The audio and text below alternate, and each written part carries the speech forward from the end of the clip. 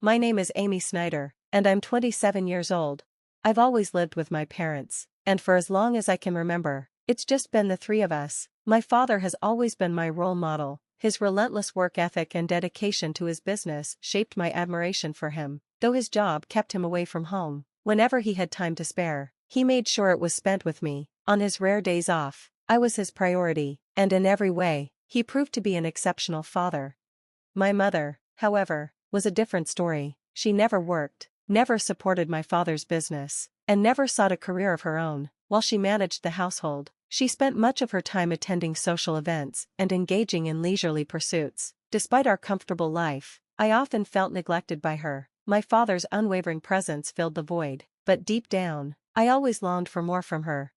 As I grew older, I learned not to rely on my mother. She made promises she never kept. While my father was the embodiment of reliability, he never let me down, and because of that, I idolized him. Eventually, I decided I wanted to follow in his footsteps. As his only child, I saw it as my responsibility. His legacy deserved to live on, and I was determined to be the one to carry it forward.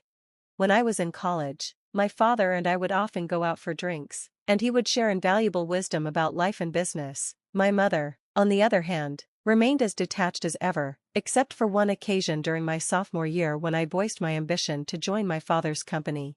"Dad, after graduation, I want to work for you. I've already started preparing," I announced, eager for his approval. Before he could respond, my mother cut in. "Amy, are you sure about that? A girl doesn't need to pursue such things." "Why not? I want to work hard, just like Dad," I insisted. "A woman should find a good husband and let him provide for her," she said matter-of-factly. I refused to let her outdated mindset dictate my future. I wasn't going to live a life tethered to someone else's ambitions, as she had. From that moment on, I focused all my efforts on securing my place in my father's company. By the time I graduated, my mother had resigned herself to my decision. "If this is the life you choose, so be it," she said coolly, "but don't come to me when you realize the consequences."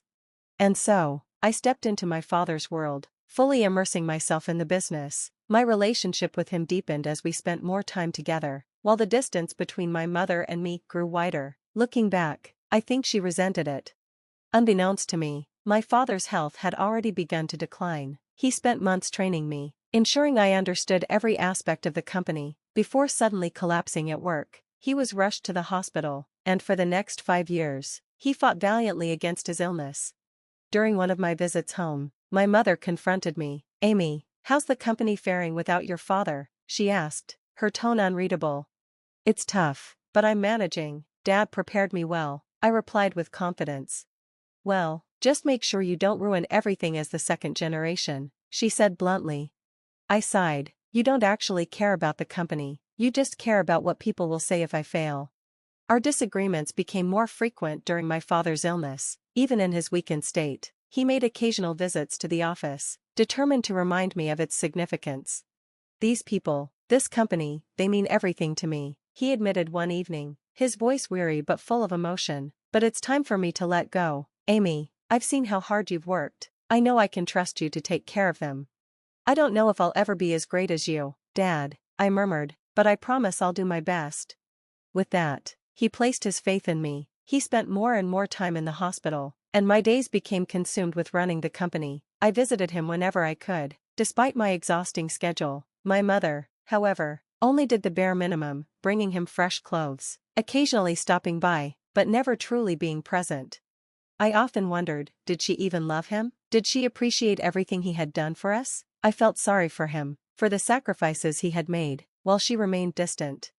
For a year, I balanced work and hospital visits, until one night, he passed away in his sleep. I barely had time to grieve. There were funeral arrangements to make, legal matters to handle, and company affairs to oversee. My mother, indifferent as ever, expected me to take care of everything. And so, I did. I knew I couldn't rely on my mother. She had never stepped beyond the confines of our home, never taken on responsibility. So, without a word, I silently assumed the weight of the many tasks that followed my father's passing. The day after the funeral, my mother brought up an unexpected subject. "Amy, now that the funeral is over, you've settled down, haven't you?" she asked, her tone casual, almost indifferent. Something in me already braced for what was coming next. "Please leave this house," she said flatly. "I've just inherited 200 million yen, so I have no use for you anymore. Thank you." Her words stung, but I wasn't surprised. To her, money was everything, more valuable than family, more permanent than love. There was no point in arguing. Did she truly believe wealth could replace the bonds we should have shared? I didn't answer. Instead, I left. The next day, I arranged for the swift sale of all my belongings. My mother was visibly stunned by how quickly I disappeared, but she had no idea I had planned for this moment long ago. Because, despite her claims, there was one crucial thing she didn't know: she hadn't inherited a single yen.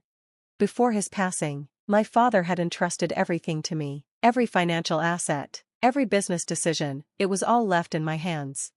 "Your mother doesn't understand money," he had told me, his voice firm even as his health deteriorated. "If she gets a lump sum, she'll burn through it in no time. I want you to give her a monthly allowance, nothing more, and if she protests, don't give her a single yen." His words had been half joking, but his decision was resolute. Before he passed, he handed me an SD card. "Show this to your mother if necessary," he had said simply.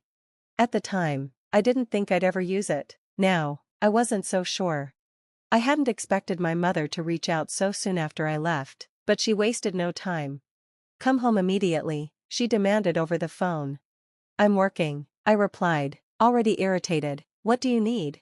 "I just need to talk to you. Come quickly." With a sigh, I made my way back to the house, the SD card in my pocket. The moment I stepped inside, my mother pounced.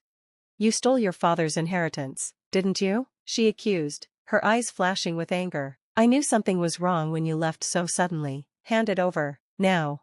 I stared at her, disbelief and exhaustion settling in my bones. "How selfish can you be?" I asked, my voice quiet but sharp. "You weren't even a mother to me." She glared, waiting for me to cave, but I wasn't about to argue. Instead, I pulled out the SD card and held it out to her. "What's this?" she asked, suspicious. "Something Dad left for you," I said simply, "not that you'd even know how to play it." I set up my laptop, inserted the SD card, and pressed play. My father's face appeared on the screen, his voice as strong as I remembered. Without a word, I turned and walked out of the room, leaving her alone with the message. For the first time in my life, I wondered, would she finally listen? When I returned, my mother was crying. It startled me. I had never seen her cry over my father before. What had he said to make her break down like this? "Mom, are you okay?" I asked cautiously. She wiped her eyes and took a deep breath. "I understand now," she murmured. "I'll follow your father's wishes. From now on, I'll leave everything to you." Her voice was subdued, resigned. I wasn't sure what to make of it, but sensing she needed to be alone, I didn't press further. A month passed with no word from her. The silence unsettled me. Eventually, during my lunch break, I decided to stop by the house. She wasn't home. That evening, I returned, relieved to see the lights on. "Sorry for dropping by unannounced," I said as she opened the door. "I stopped by earlier, but you weren't here. I was worried." She hesitated, then answered, "I was at my part-time job." I blinked. "A part-time job?" It didn't make sense. My mother, who had never lifted a finger to work a day in her life, had taken up a job? "You saw the video, didn't you?" I asked, still trying to wrap my head around it. "It was meant for you." She nodded and handed me the SD card. "You should watch it too." I hesitated. Did I really want to hear what my father had said to her? After a moment, I accepted it. "Can I?" She gave a small nod. "Go ahead." Back at the office, I sat at my father's desk, staring at the small piece of plastic in my hands. Taking a deep breath, I inserted the SD card and pressed play. On the screen, my father appeared, looking as lively as ever. Then, he spoke. "Honey, if you're watching this, it means you haven't been able to communicate with Amy." I exhaled slowly, bracing myself. For whatever came next, I knew it would change everything. My father's voice filled the room, steady yet full of emotion. "First of all, thank you so much for helping me raise Amy all these years. Without you, I don't think I could have managed both the company and raising her." As I listened, an unfamiliar unease settled over me. Then, his next words shattered everything I thought I knew. "You took care of Amy even though she is not your child, and for that, I have nothing but gratitude. You stood by my side for so many years, but in doing so, You gave up on your own dreams. I take responsibility for that. I let you live a life of luxury, but now that I'm gone, I know you'll struggle, and that's what worries me the most. I froze. I'm not her child. The realization hit me like a tidal wave. I gasped, my mind racing to piece everything together, but as the shock settled, I saw it, the truth hidden in plain sight. She had never been warm, never affectionate, yet she had done the bare minimum to ensure I was cared for. Who was she to me? My father's voice continued, unraveling more secrets. We never married because you told me you felt guilty for your sister, so I supported your life, but I didn't do more, and for that, I'm sorry, but once I'm gone, I don't want you to feel lost. There's no one left to support you, and I don't want that to take away your will to live. I sat in stunned silence, my father's words echoing in my head long after the video ended. The next day, I confronted my mother. Mom. I watched Dad's video, my voice trembled, laced with confusion. She exhaled, as if bracing herself. So, you know now. I raised you because I was asked to, that's all, she admitted. I swallowed hard. What happened to my biological mother? Her expression darkened. She was my sister, she revealed. Your father loved her, but she died giving birth to you. He was devastated, and he asked me to raise you. The puzzle pieces clicked into place. My mother, no, my aunt, had abandoned her own dreams to keep her promise to my father. Memories of her working at a diner resurfaced. She had once loved her job, full of energy and passion, but when she took me in, she left it all behind. For the first time, I saw her sacrifice. But something had changed in her, and I knew why. Inspired by my father's words and perhaps by the years of unspoken regrets, she had made a decision to reclaim the dream she once buried. She started working again, training at a small diner, determined to stand on her own feet. I should have done this sooner, she admitted one evening. Working is fun, it suits me. I never realized how much I missed it. Guilt gnawed at me. So it's my fault you gave it up? I'm sorry for not knowing. She shook her head. No, Amy, it was my choice, but I was never good with children, and I know I didn't raise you well. If anything, I should be the one apologizing. It was the first honest conversation we'd ever had. From then on, we talked more, really talked. Eventually, we reached a decision. We would use my father's inheritance to fund her dream. Still, she hesitated. I can manage my own expenses, she insisted. I don't need anything from the inheritance. Promise me you'll ask if you're struggling. I told her, Dad trusted me to take care of you too. She hesitated before nodding. All right, but as for the diner's costs, you can rely on me. She smiled. Then, I'll be counting on you. With that, we became something more than just two people living under the same roof. We became family. And soon, her dream became a reality. Tomorrow's the big day, I said, watching as she prepared for the grand opening of her diner. Your dream is finally coming true. She looked up, her eyes shining with something I had never seen before, pride.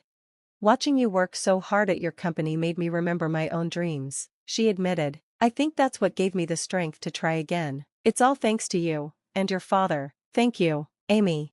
Promise me. I hesitated before continuing. Promise me you'll always be my mom. She smiled, genuinely, for the first time in years. Let's get along even better than before, she said. After all, we only have each other now. After my father's passing, so much had changed. Truths were revealed, wounds reopened, but in the end, we found our way back to each other. Eventually, I made another decision, to move back home. I don't cook, I admitted, laughing slightly. She's worried about my eating habits, so she's happy I'm coming back. Somewhere, I knew my father would be surprised at how well we were getting along. His house, his company, his legacy. I vowed to protect it all while continuing to build the family we were meant to be. Together, we visited my father's grave and my birth mother's to share the news of our new life. And then, we took one final step. Through legal adoption, I became her daughter in name as well as in heart. Not bound by blood, but by the choices we made. By the love we had finally learned to share.